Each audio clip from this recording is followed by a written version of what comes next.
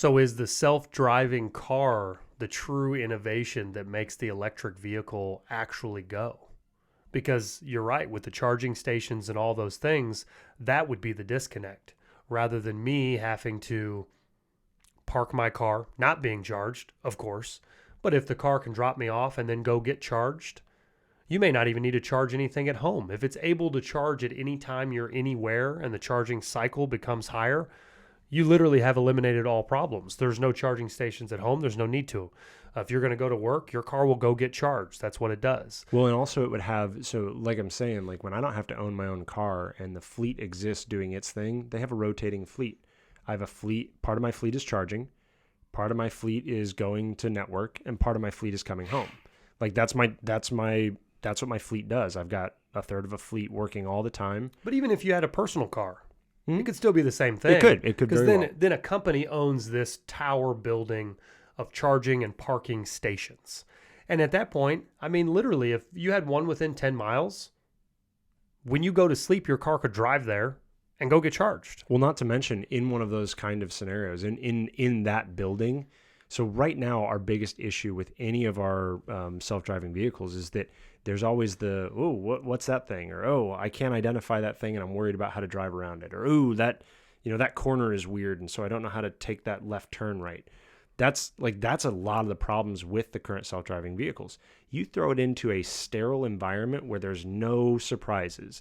There's no weird things happening. Every car knows where every other car is because it comes in and it's part of the wireless network when it shows up to this hub. We're done. You're not going to have any accidents inside that building. The only thing you have to worry about is the random weird like battery runaway fires. You go up there and you have to take care of a fire. That's going to be about it. That would be, I'm telling you, man, that we got to call Elon. We got to get him on the phone. Him. But well, you think about the whole change. You're not building, and he probably knows how long it's going to really take to do self-driving cars. But think about how many charging stations.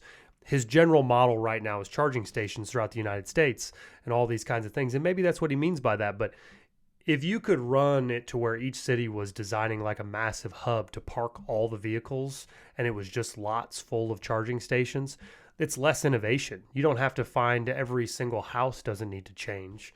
You don't have to, I mean, even when you park your car, you don't even need a place to park your car. It drops you off at your house and it goes and gets charged. Mm-hmm. And you call it in and do whatever you want. You mean to tell me you can't flip on Instagram for another 3 minutes till your car shows up? Right. I don't know that it's that dire of a deal, but they would just change what needs to be built. Does that make sense? Yeah, well, that's when you asked the question a while back, like, do you buy a Tesla or do you buy the other one if they're near enough price? Like it's the reason why the Tesla's the better price, the better purchase right now, because it's already got the technology. What might actually happen? You're purchasing the future because the technology that they're putting into the vehicle already supports what is coming. I'm jacked. We need to get some Teslas. All right, so we're getting Teslas. We're getting Teslas. We thought we were getting a truck, and we thought we were getting a Maverick. No, I think we're getting electric cars that I probably